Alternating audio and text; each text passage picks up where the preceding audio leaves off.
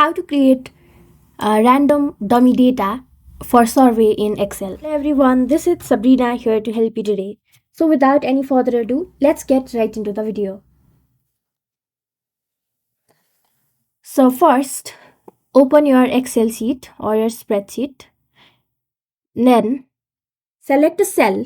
After that, hit equal to, type rand array, and then enter the number of rows, then number of columns, and then maximum number and your minimum number.